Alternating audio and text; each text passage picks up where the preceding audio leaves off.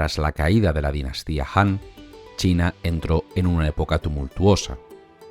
Durante más de 350 años, diferentes reinos se enfrentaron entre sí para lograr la reunificación de China. 350 años de caos, de conflicto, pero también de transformación y de creación de nuevas ideas.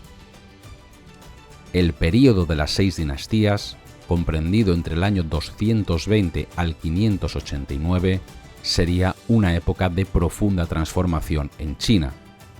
Un período que marcaría para siempre la identidad profunda de las siguientes dinastías. Hoy nos adentramos en un período caótico pero apasionante de la cultura china. La historia de China.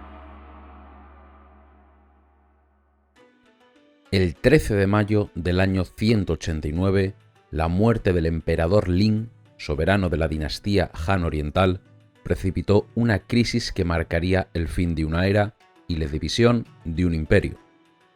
Había reinado poco más de 20 años y su fallecimiento, a la edad de 33, desató las fuerzas que habían estado latentes bajo la superficie de un gobierno fracturado. El propio reinado del emperador Lin había comenzado sobre cimientos inestables. Colocado en el trono de niño en el año 168 por la emperatriz viuda Dou y su padre, quienes planeaban gobernar en su nombre bajo ideales confucianos, su poder fue rápidamente usurpado. Ese mismo año, los eunucos del harén destruyeron a la familia Dou y en el 169 eliminaron a sus oponentes en la corte, manteniendo una proscripción contra los llamados hombres de facción durante los siguientes 15 años. Las tensiones políticas se veían agravadas por problemas en todos los frentes. En la frontera norte, un ejército imperial fue derrotado por el jefe xianbei Tan Zihuai en el 177. Dentro de China, frecuentes brotes de peste durante las décadas de 170 y 180 llevaron al pueblo a buscar consuelo en predicadores que afirmaban tener poderes de curación por la fe. Esta desesperación culminó en el 184 con la rebelión de los turbantes amarillos, liderada por Zhang Hua, que devastó las prósperas regiones del este. Aunque el levantamiento fue sofocado en pocos meses, dejó un profundo legado de muerte y destrucción. Ese mismo año, una gran rebelión en el noroeste arrebató la mayor parte de la provincia de Liang del control del gobierno central. A pesar de los problemas, las formas de respeto y obediencia al soberano permanecían intactas, aunque muchos criticaban al emperador en privado. Nadie se atrevía, sin embargo, a cuestionar su autoridad suprema. Codicioso e irresponsable, el emperador Lin prestaba poca atención a problemas de su imperio, mientras sus favoritos eunucos y sus dependientes extendían su poder y provocaban un feroz resentimiento en las comunidades locales. A la muerte del emperador, el poder recayó en su viuda, la emperatriz He, como regente de su hijo Liu Bian. Su hermano, He Jin, fue nombrado jefe del ejército y de la corte, pero la familia He era débil y He Jin fue persuadido por Yuan Shao y otros hombres de familia para que se volviera contra los eunucos. La confrontación fue inevitable. Los eunucos golpearon primero y asesinaron a He Jin. En represalia, sus seguidores masacraron a los eunucos. El 24 de septiembre de 189, mientras el joven emperador y su medio hermano Liu Xie huían de la masacre, un general llamado Dong Zhuo entró en la capital y se hizo con el poder.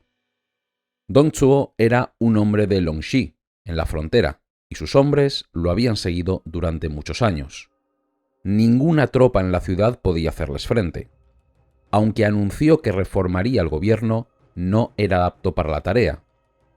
Su primer acto de poder fue fatal para la dinastía. El 28 de septiembre, depuso a Liu Bian y colocó a Liu Xie en el trono. Este nuevo emperador, conocido póstumamente como Emperador Xian, reinaría durante 30 años, pero nunca tendría poder por derecho propio. La manipulación de gobernantes títeres dañó fatalmente el prestigio de la Casa Real. Dong Zhuo había tomado el poder por la fuerza, y solo por la fuerza podía ser destituido.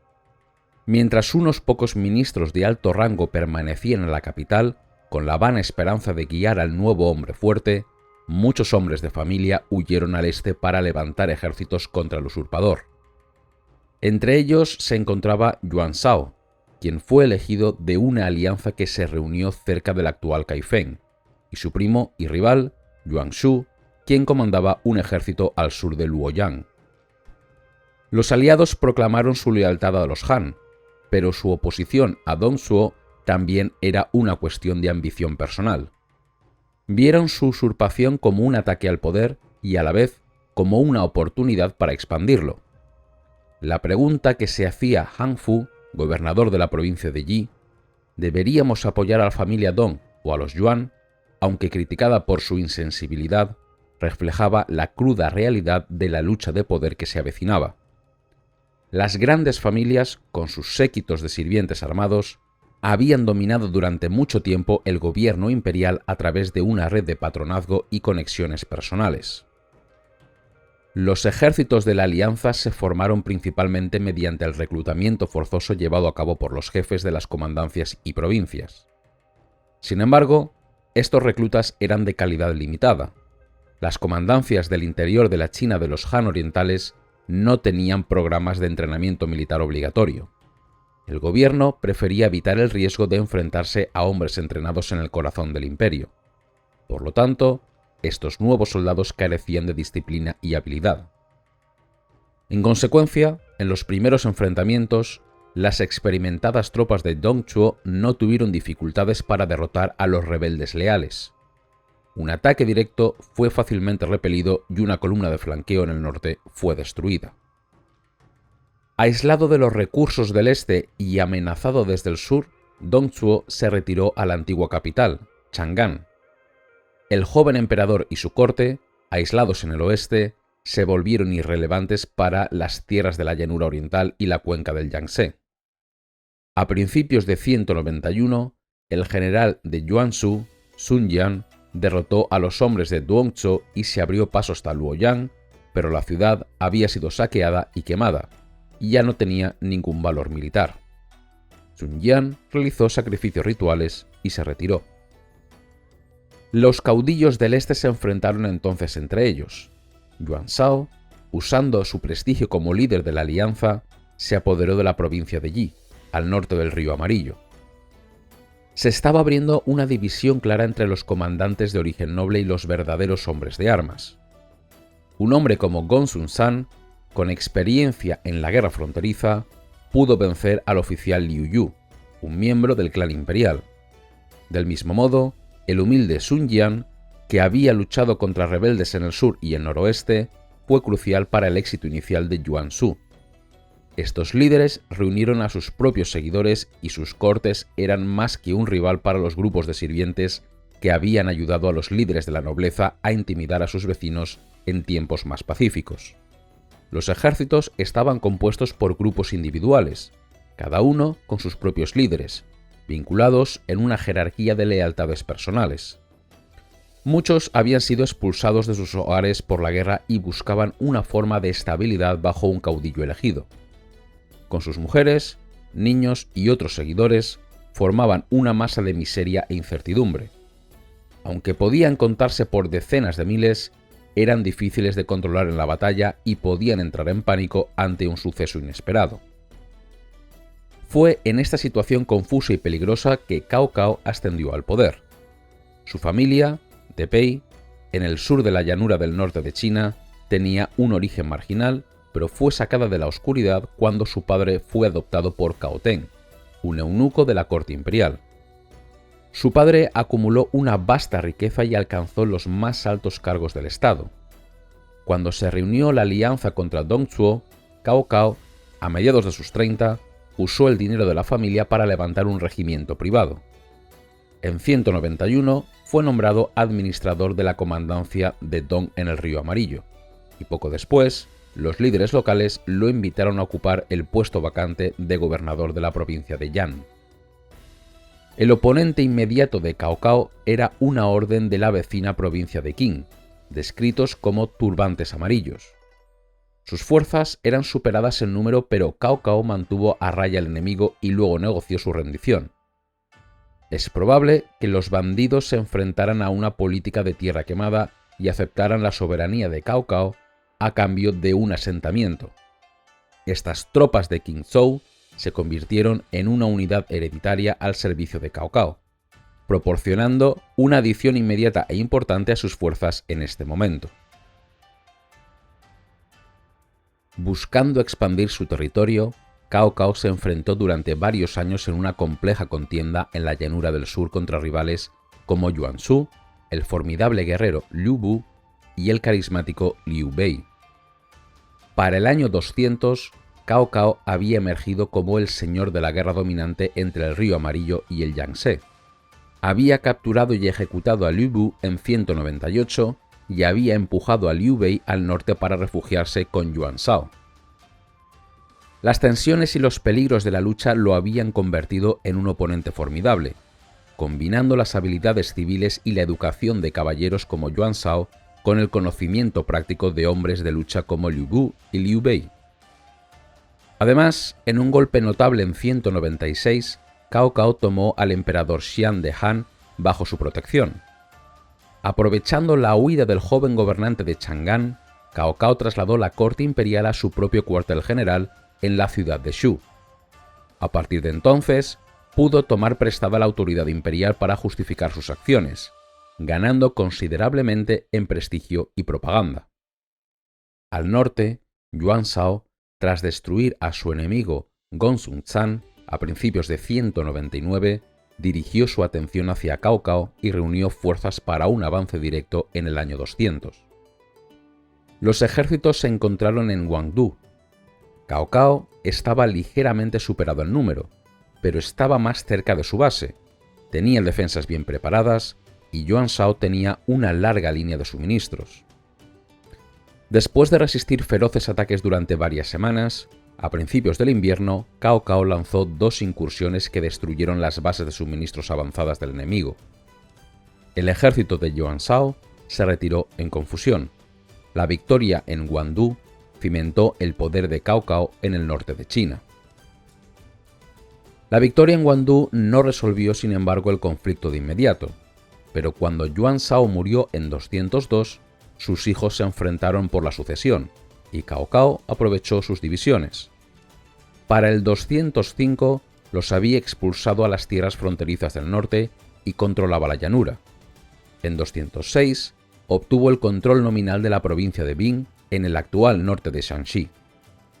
Al año siguiente, una brillante maniobra de flanqueo destruyó una confederación de los no chinos Wuhan en la batalla de la montaña del Lobo Blanco. Muchos de los enemigos derrotados se convirtieron en caballeros de élite a su servicio. A su regreso, Cao Cao asumió el título de canciller.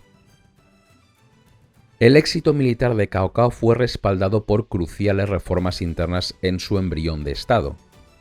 La más notable fue el uso de las Tuntian, colonias agrícolas militares que proporcionaban grano para sus ejércitos.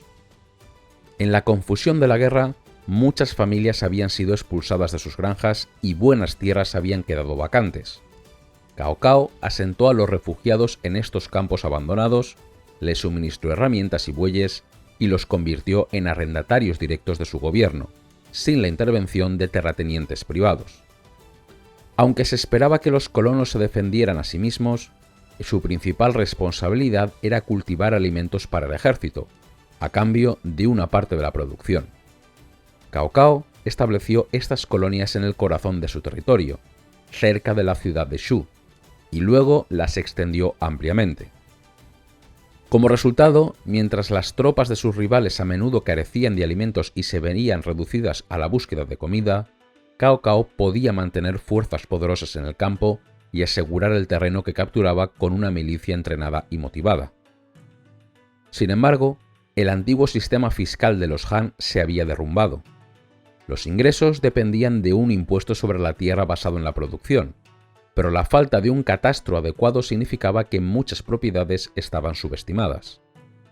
Además, las principales familias locales protegían a sus arrendatarios de los efectos completos de la fiscalidad, privando al gobierno de su parte y llevando a la dinastía a la bancarrota. La moneda también había colapsado.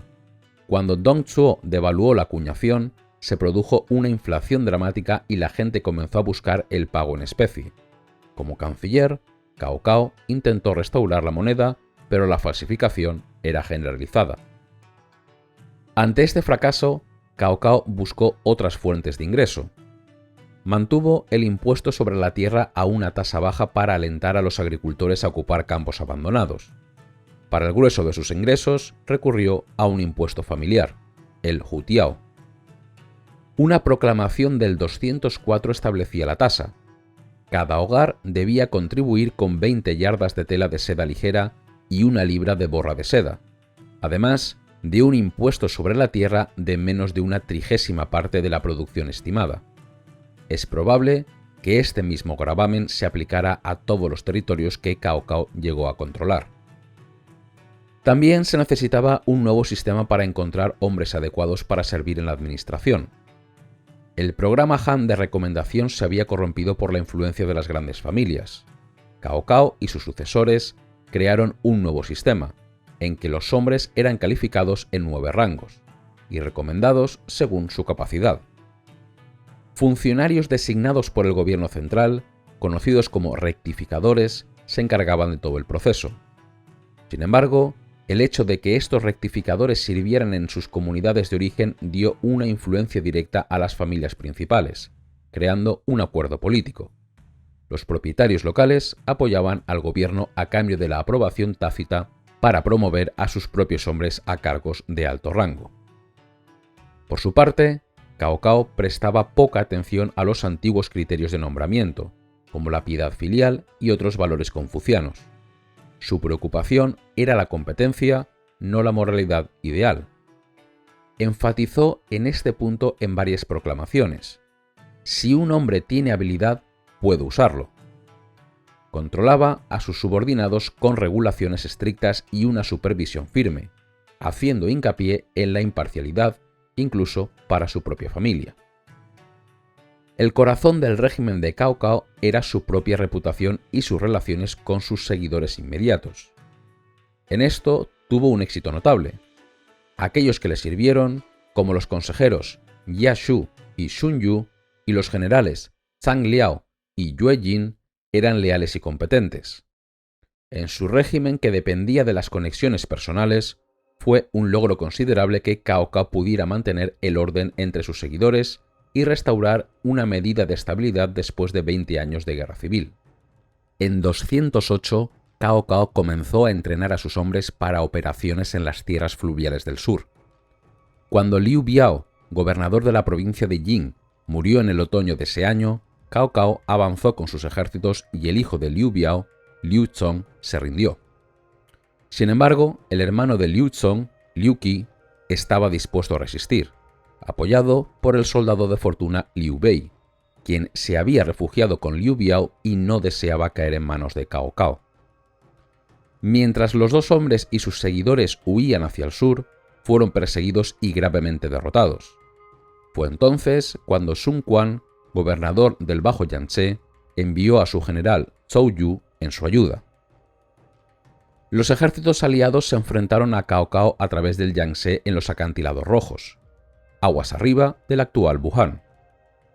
Tras algunas escaramuzas indecisas, lanzaron un ataque con barcos incendiarios contra la flota y el campamento de Cao Cao. El número de bajas es incierto, pero los norteños también sufrían enfermedades por las marismas y Cao Cao se vio obligado a retirarse. Este enfrentamiento en los acantilados rojos fue decisivo para la historia de China. Nunca más tendría Cao Cao una flota tan fuerte y una oportunidad tan buena para destruir a sus enemigos en el sur. El respiro concedido a Liu Bei y Sun Quan les permitió construir estructuras políticas y militares que desafiarían a Cao Cao y sus sucesores durante generaciones. En este sentido, la batalla de los acantilados rojos fue la base para siglos de división entre el norte y el sur de China. Tras la retirada de Cao Cao del sur, la división de China se solidificó. El 11 de diciembre del año 200, su hijo, Cao Pi, formalizó el fin de una era al recibir la abdicación del último emperador Han. Se proclamó soberano de la nueva dinastía de Wei, con capital en Luoyang. En respuesta, Liu Bei proclamó para sí el trono como sucesor legítimo de los Han en 221, estableciendo el estado de Shu-Han en el suroeste. Y en el sureste, después de asegurar su territorio, Sun Quan se declaró gobernador de Wu en 229, con su capital en Yanye. China estaba ahora formalmente dividida en 3 emperadores rivales. Wei, controlando el antiguo corazón imperial, era el más poderoso de los 3 reinos. Aunque Cao Pi había perdido la ficción legal de actuar en nombre de los Han, su régimen heredó la formidable estructura administrativa y militar creada por su padre. Sin embargo, la nueva dinastía carecía de prestigio tradicional.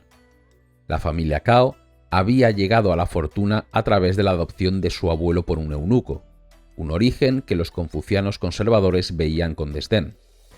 Además, la esposa principal de Cao Cao, madre de Cao Pi, había sido una cantante y la propia vida marital de Cao Pi, que incluyó obligar al suicidio a su primera esposa, no ayudaba a cimentar una imagen de moralidad dinástica. La dinastía se vio aún más debilitada por la muerte prematura de sus emperadores. Cao Pi murió en 226, con 40 años, y su hijo, Cao Ryu, en el 239 a principios de su treintena. La falta de un periodo prolongado bajo un gobernante maduro y competente dejó espacio para la incertidumbre y la inseguridad. En un esfuerzo por evitar rivalidades, Cao Pi mantuvo a sus propios hermanos y otros parientes imperiales exiliados en sus feudos, sin ninguna responsabilidad oficial, aislándose a sí mismo y a sus sucesores de potenciales apoyos familiares directos. Militarmente, Wei se mantuvo en gran medida a la defensiva. Contuvo con éxito una serie de campañas lanzadas por Zhuge Liang desde Sun Han a través de la cordillera de Qingling, en gran parte gracias al general Sima Yi.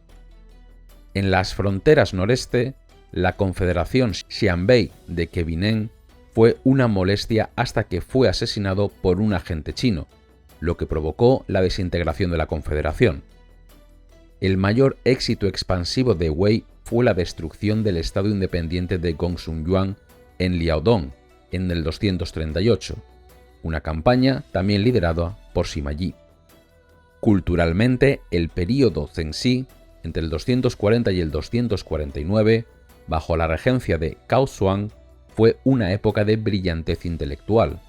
La filosofía confuciana, casi agotada por los debates estériles de los Han, revivió bajo la influencia del taoísmo, en particular a través del Xuanxue, o los estudios de los misterios. El brillante He Yan fue un exponente de la conversación pura, un arte de réplica y dialéctica ingeniosa.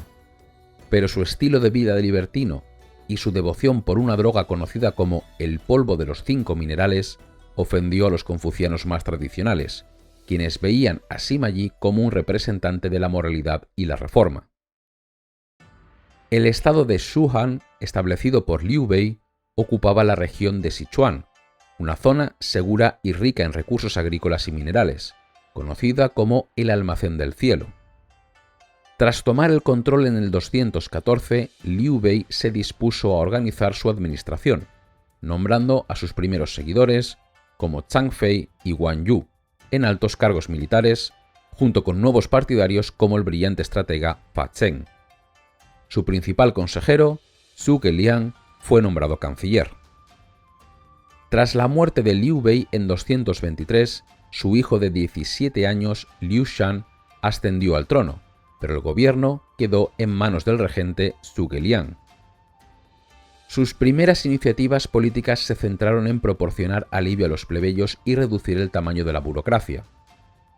Nombró a un mayor número de eruditos y élites locales, fortaleciendo el vínculo entre los gobernantes no locales y la población. En el 225 dirigió tropas hacia el sur para sofocar levantamientos entre la población no Han de la región de Nanzhong. Su campaña fue exitosa no solo pacificando la región, sino también extrayendo recursos cruciales como oro, plata, bueyes de arado y caballos de guerra para el ejército y la corte de Shu Han. A partir de 228, Zhuge Liang lanzó una serie de campañas hacia el norte contra Wei. Estableció guarniciones agrícolas para aumentar la producción de alimentos para las tropas, pero sus avances fueron limitados, a menudo frustrados por problemas de suministro y la insubordinación de sus generales. Finalmente, moriría en el campo de batalla en el 234. Tras la muerte de Zhuge Liang, un nuevo cuerpo de líderes asumió el control y el estado se mantuvo relativamente estable. Sin embargo, en el 247, el general Yang Wei reanudó las campañas ofensivas contra Wei. A pesar de muchos intentos, no logró ganar terreno y sus repetidas derrotas agotaron los recursos del estado. Mientras tanto, en la corte de Chengdu, el emperador Liu Shan se desinteresó del gobierno, permitiendo que eunucos, liderados por Huan Hao, tomaran el poder. La defensa del estado se descuidó. En el 263, cuando un ejército de Wei marchó sobre Shu, el emperador Liu Shan, mal aconsejado, se rindió después de una sola batalla campal. El reino de Wu, fundado por Xu Quan, se extendía por la cuenca media e inferior del Yangtze y el lejano sur de China. Era un estado enérgico y agresivo, liderado por hombres de gran habilidad militar. La economía de Wu se basaba en dos pilares: la expansión agrícola y el comercio exterior.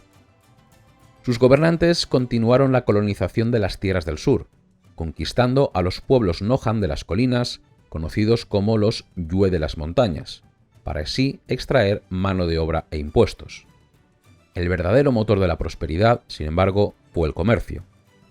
Tras tomar el control de Yaozhou, en el actual norte de Vietnam, Wu recibió tributos de Funan y otros países del sur. El comercio de tesoros importados, como perlas, coral, marfil o incienso, que llegaban por río y canal a través de las montañas de Nanling, proporcionó enormes ganancias al gobierno. La economía se vio impulsada por una demografía en auge, resultado de un flujo constante de migrantes y colonos hacia el sur desde el caótico norte.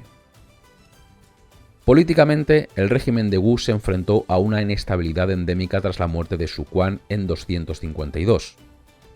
Las intrigas de las damas de la corte y una serie de regentes débiles o corruptos, como Sun Ke o Sun Yun, llevaron a golpes de estado casi anuales.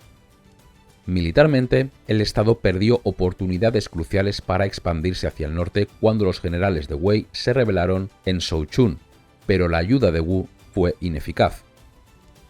A pesar de la inestabilidad política, la cultura de Wu floreció. Ministros como Zhang Zhao y Zhang Hong fueron reconocidos por su erudición y caligrafía. La porcelana de Wu, desarrollada a partir de la cerámica Yue tradicional, era admirada en toda China. Sin embargo, el estado nunca pudo superar su naturaleza de régimen militar. Sus principales hombres tenían antecedentes militares y muchos exhibían una conducta brutal y extravagante. El propio Sun Quan no era inmune a esta influencia, llegando a ordenar ejecuciones en ataques de furia durante banquetes.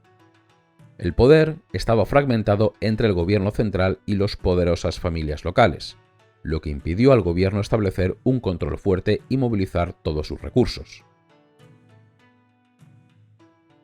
Mientras Xu Han y Wu luchaban con sus propias debilidades, el equilibrio de poder en Wei se inclinó decisivamente. Sima Yi murió en 251, pero su hijo mayor, Sima Shi, y luego su segundo hijo, Sima Zhao, continuaron con su control férreo sobre el estado. Reprimieron las amenazas de los leales a la dinastía Cao y depusieron a un emperador títere en 254. La conquista de Xu Han en 263 fue el triunfo final de la familia Sima bajo el estandarte de Wei. Sima Zhao comenzó entonces los primeros pasos rituales para tomar el trono para sí mismo, aceptando el título de duque de Jin y las 9 distinciones. Sin embargo, la muerte detuvo su ascenso. Sería su hijo, Sima Yan, quien completaría el proceso.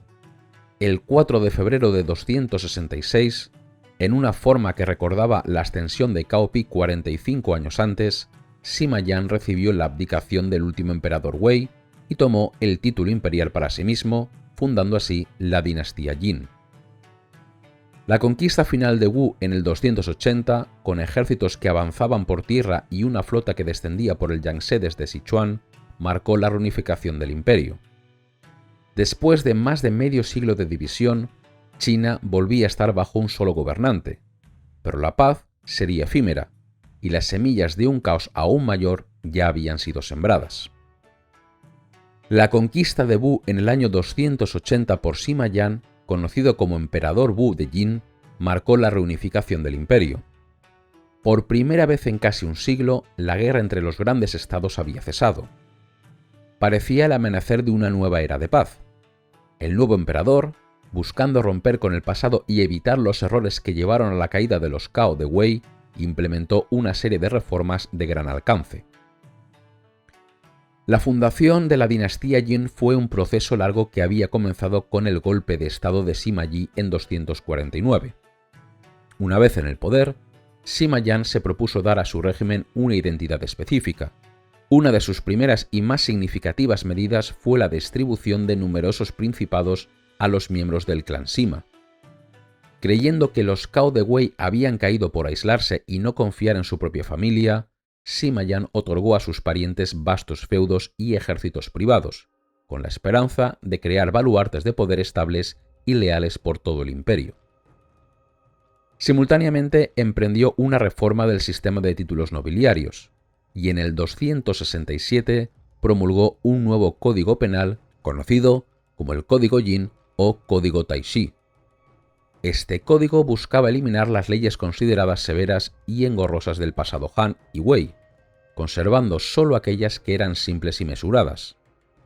Tras la conquista de Wu, se llevó a cabo una desmovilización de los ejércitos regionales, despojando así a los gobernadores provinciales de sus prerrogativas militares en un intento de recentralizar el poder militar. En el ámbito económico, se implementaron las leyes de registro y asignación de tierras, conocidas como los sistemas Chantian y Quetian. Estas leyes estaban diseñadas para limitar y controlar las tierras agrícolas en manos de los notables. Se establecieron límites a la cantidad de tierra que un individuo podía poseer, aunque estos límites eran generosos para los funcionarios de alto rango, permitiéndoles convertirse en poderosos terratenientes. Estos primeros 10 años que siguieron a la unificación territorial fueron un periodo relativamente próspero. Políticamente, nada perturbó el funcionamiento del Estado. Pero la estabilidad no era más que una ilusión. El propio emperador Wu dejó una situación explosiva a su sucesor. La dinastía Jin occidental fue una de las más ineptas de la historia china. Tras su victoria, el emperador se entregó a una vida de excesos legendarios. Nombró como su heredero a Sima Zong, un hombre descrito en las fuentes como mentalmente inestable e incapaz de gobernar. El poder real cayó en manos de su consorte, la emperatriz Jiananfeng, una figura cruel y celosa que desencadenó una crisis que consumiría la dinastía. El sistema de principados, diseñado para ser la fortaleza de la dinastía, se convirtió rápidamente en su propia ruina. Los príncipes Sima, dotados de un poder inmenso, comenzaron a competir por el control del trono. Lo que siguió sería una devastadora guerra civil conocida como los disturbios de los 8 príncipes, que se prolongó desde 291 hasta el año 306. La crisis comenzaría cuando la emperatriz Jia asesinó al regente Yang Yun en el año 291. Luego manipularía a los príncipes Sima Liang y Sima Wei para que se eliminaran mutuamente. Durante una década reinó en nombre de su marido en una relativa paz. Sin embargo, entre el 301 hasta el 307 se desató una cascada de asesinatos, tomas de poder y contraataques. El escenario era siempre el mismo. Tan pronto como un príncipe lograba tomar el poder, los otros formaban una coalición en su contra para derribarlo. Sima Yong dominó del 301 al 303, seguido por Sima Yi y Sima Jing. Finalmente, en 306, Sima Yue tomó el control, pero la paz nuevamente fue efímera. Mientras la élite china se aniquilaba a sí misma, las fronteras del norte quedaron desprotegidas. Durante siglos, varios pueblos no Han a quienes los chinos se referían colectivamente como los 5 bárbaros, los Wuhu, los Xiongnu, Xianbei, Ye, Di y Qian, se habían asentado dentro del imperio. Habían servido como mercenarios en los ejércitos de los príncipes Jin y habían sido testigos de las debilidades y decadencias del gobierno. En el 304, un líder Xiongnu, Liu Yuan, aprovechó el caos para declarar la independencia y fundar su propio estado, al que llamó Han, reclamando una conexión con la antigua dinastía. Fue la chispa que encendió un fuego que consumiría todo el norte. La era de los 16 reinos había comenzado. El golpe devastador llegó en 311. Las fuerzas de Liu Yuan, ahora bajo el mando de su sucesor, Liu Kong, lograron lo impensable. Saquearon Luoyang, la capital de los Jin. El emperador Huai fue capturado, los palacios saqueados y la población masacrada. 2 años después, el emperador cautivo fue humillado, obligado a servir vino en un banquete y finalmente fue envenenado. En 316, la capital alternativa, Chang'an, corrió la misma suerte. El último gobernante de la dinastía Jin occidental, el emperador Min, fue destronado y posteriormente ejecutado. La dinastía Jin había dejado de existir. Para las supervivientes de la élite norteña solo había una opción: huir. Comenzaría así una de las mayores migraciones de la historia, un torrente humano que fluía hacia el sur, cruzando el río Yangtze en busca de refugio. Llevaban consigo no solo sus posesiones, sino los restos de una civilización que estaba cayendo, sus textos, su arte, sus rituales y su gobierno. En el año 317, Sima Rui, el príncipe de Jin, que ya había sido enviado al sur, fue entronizado en Yankan como emperador Yuan, fundando así la dinastía Jin Oriental. La larga y sangrienta era de la división entre el norte, gobernado por pueblos no Han, y el sur, que se aferraba al legado de la civilización china, había comenzado en serio. Cuando Sima Rui fue entronizado como emperador Yuan en Yankan en el 318, la dinastía que fundó, la Jin Oriental, se enfrentó a una realidad desesperada. Era un régimen en el exilio, compuesto por emigrados del norte que ahora se encontraba en una tierra que no consideraba suya, gobernando sobre una población nativa que los veía con recelo. El poder del emperador, por tanto, era débil, casi nulo al principio. La verdadera autoridad recaía en las poderosas familias aristocráticas del norte que habían organizado la huida y establecido el control en el sur. El sagaz consejero Wang Dao fue crucial para estabilizar el régimen, ayudando a tender puentes entre los norteños y los notables del sur. La llegada masiva de refugiados, quizás una sexta parte de la población del sur, creó un problema administrativo complejo. Para acomodarlos, el gobierno recreó artificialmente unidades administrativas del norte en el sur, conocidas como provincias, comandancias y distritos itinerantes o alojados. Estos a menudo no tenían un territorio real que administrar. Los refugiados se inscribían en registros blancos distintos de los registros amarillos de los nativos. Esta inscripción en los registros blancos probablemente confería privilegios, como exenciones de impuestos, lo que no solo afectaba las finanzas del gobierno, sino que también generaba conflictos con la población local. Para gestionar esta confusión, el gobierno implementó una serie de procedimientos de determinación de residencia a lo largo del siglo IV. A pesar de los intentos de integración, la élite emigrada se aferró a su identidad norteña. Se distinguían por su superioridad cultural, tomando como emblema la preservación consciente del antiguo dialecto norteño hablado en la capital perdida de Luoyang. La dinastía Jin Oriental siguió siendo, hasta el final, un régimen de exiliados.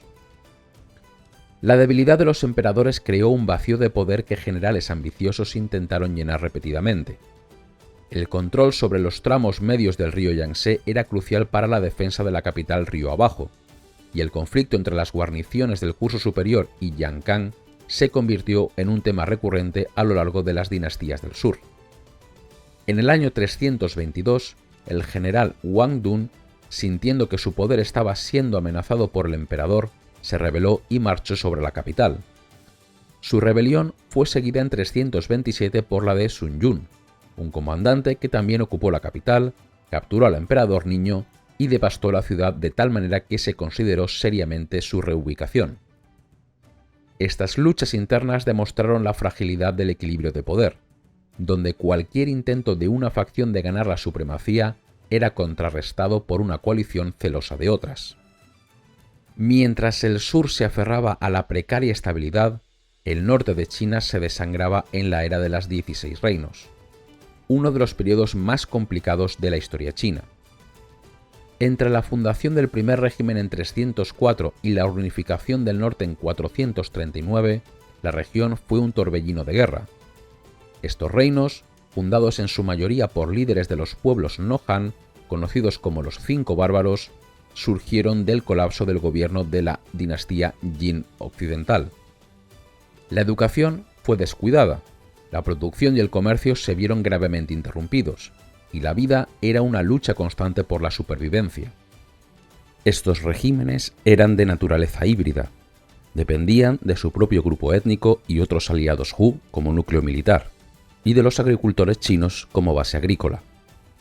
Sus gobernantes adoptaron títulos chinos y algunas instituciones, pero mantuvieron una administración dual, con un sistema para sus súbditos chinos y otro para su población no Han.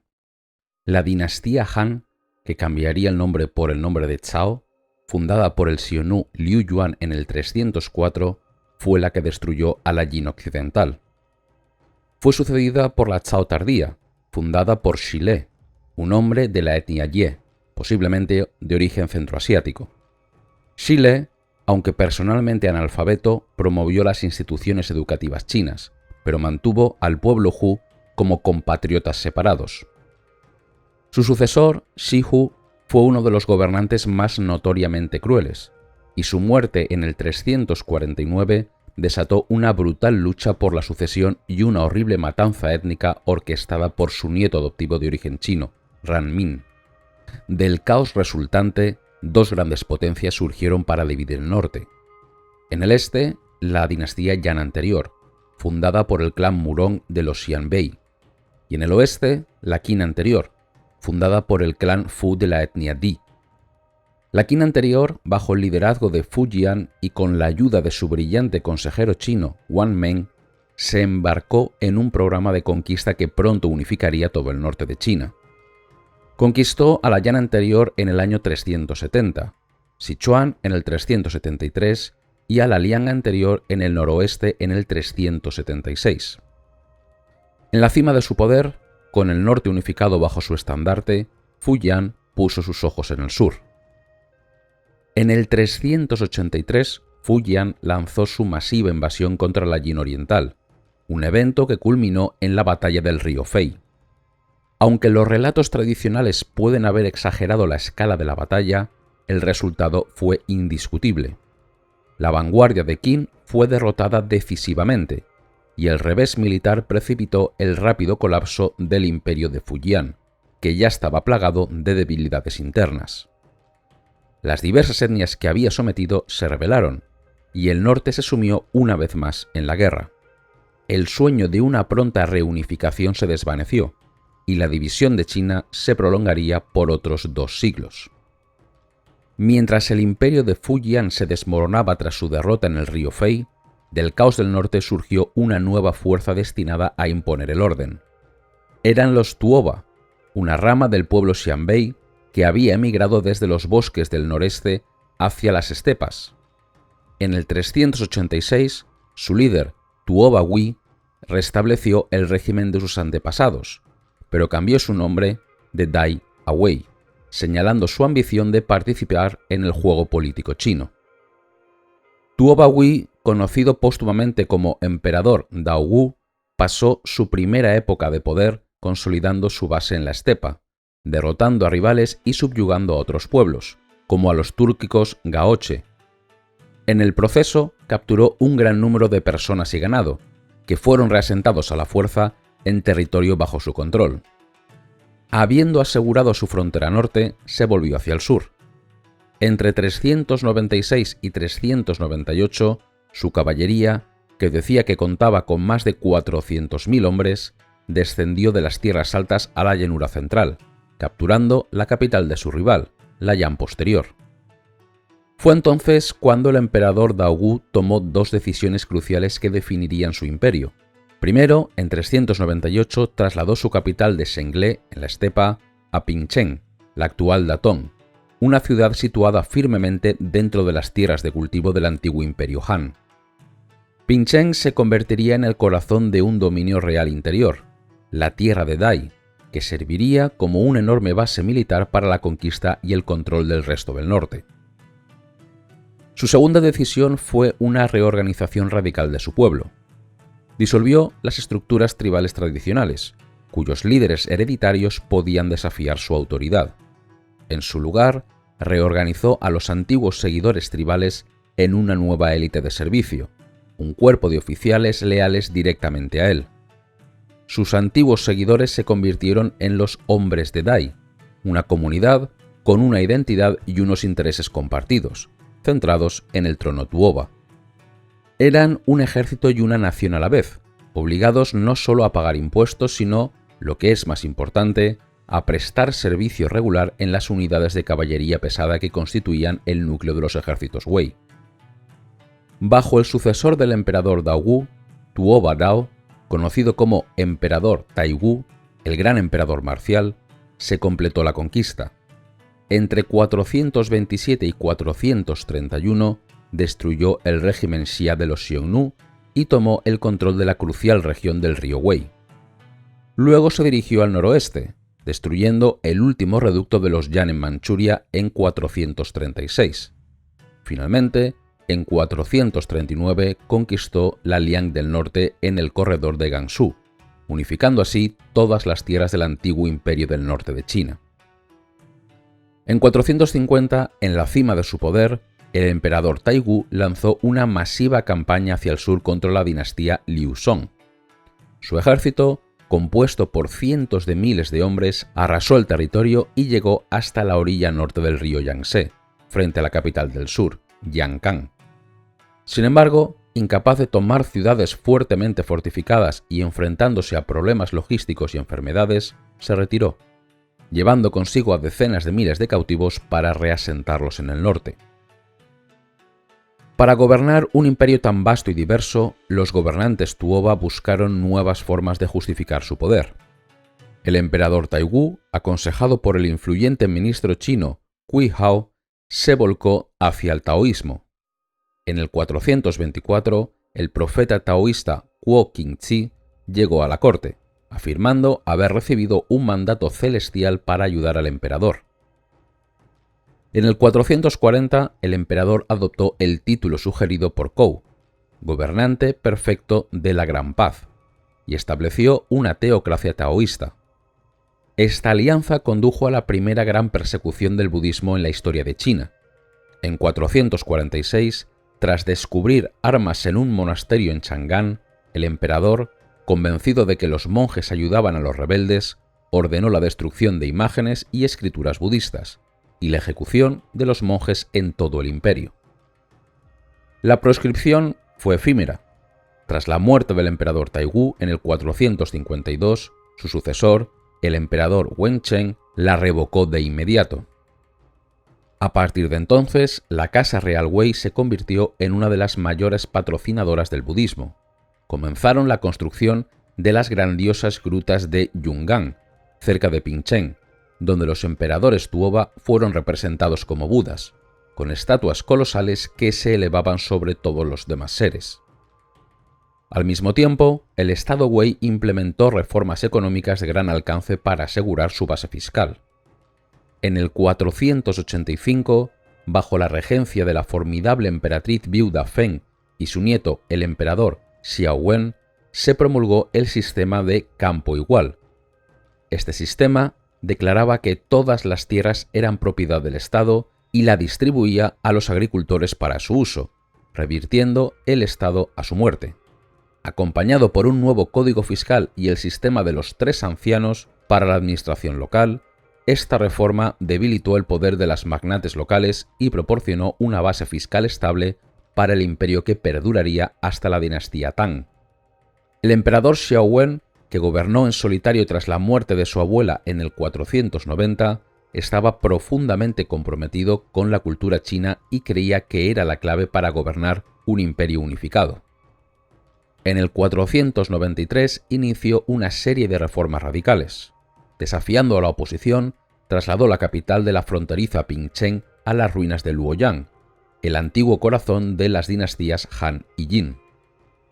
En 494 prohibió la vestimenta bárbara en la corte y un año después prohibió el habla norteña.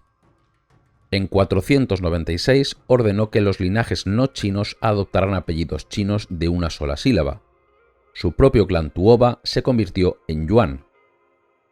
Su objetivo era disolver la identidad militar de los hombres de Dai y crear así una nueva élite mixta, divorciando a la corte de su base de poder original. Pero la audaz visión del emperador Xiao Wen tuvo un alto coste. Los nobles norteños que permanecieron en el norte, en las 6 guarniciones fronterizas, se sintieron abandonados y su estatus se erosionó, mientras que la nueva élite sinizada de Luoyang disfrutaba de privilegios. El resentimiento estalló finalmente en el 523 con la rebelión de las 6 guarniciones. Esta revuelta masiva de las tropas fronterizas destrozó la unidad del imperio Wei del norte. Lo que siguió fue una década de guerra civil, el ascenso de caudillos como Erchurong y finalmente la división formal del imperio en el 534 en los estados rivales de Wei Oriental y Wei Occidental. La gran dinastía que había unificado el norte se había derrumbado desde dentro, preparando el escenario para la confrontación final entre los nuevos estados norteños y el debilitado sur.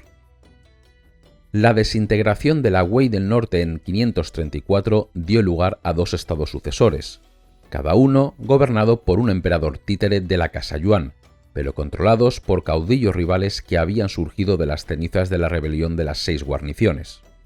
En el este, con su capital en Ye, Gao Huan controlaba la Wei oriental, que más tarde se convertiría en la dinastía Qi del norte.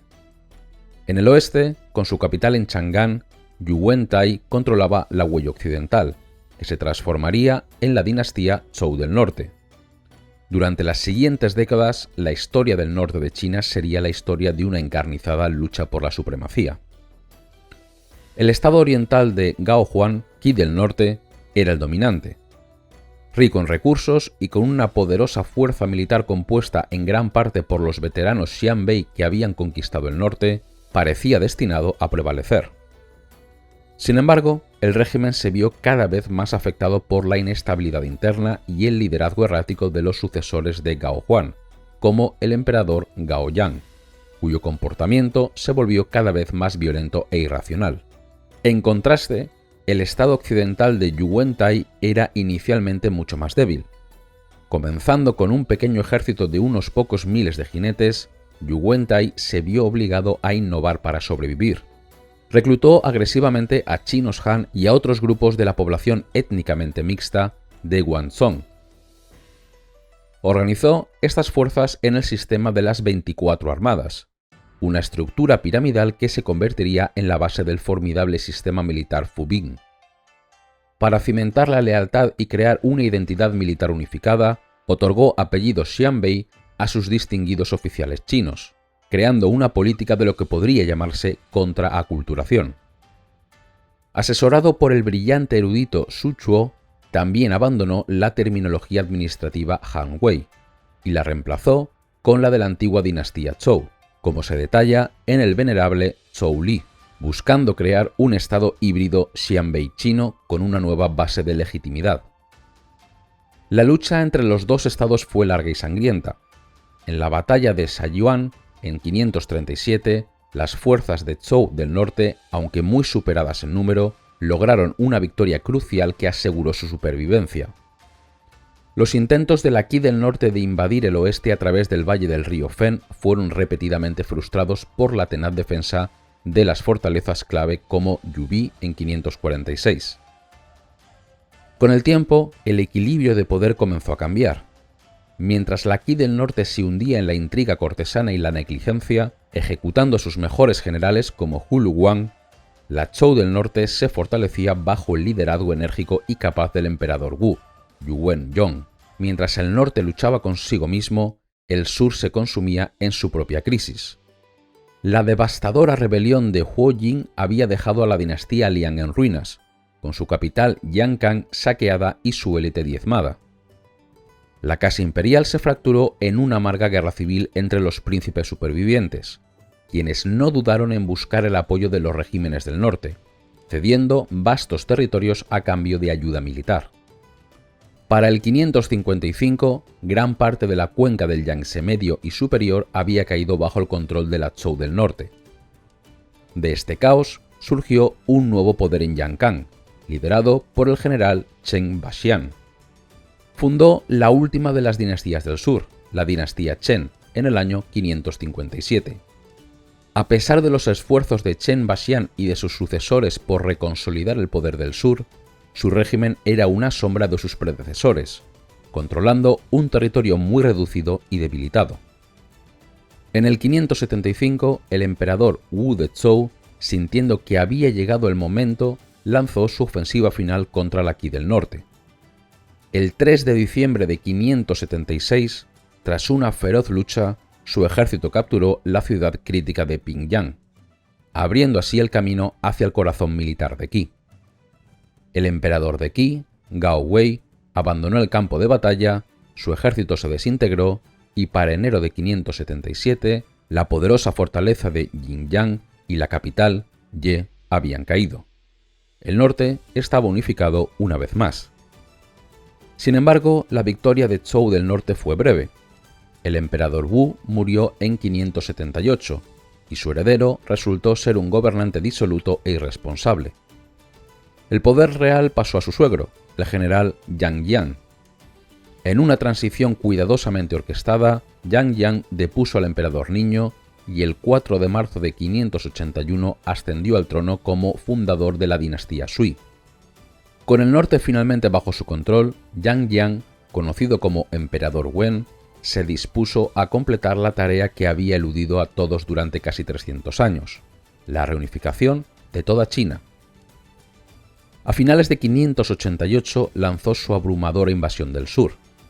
Las fuerzas Sui sumaban más de medio millón de hombres, superando a los defensores del estado Chen en una proporción de aproximadamente 5-1.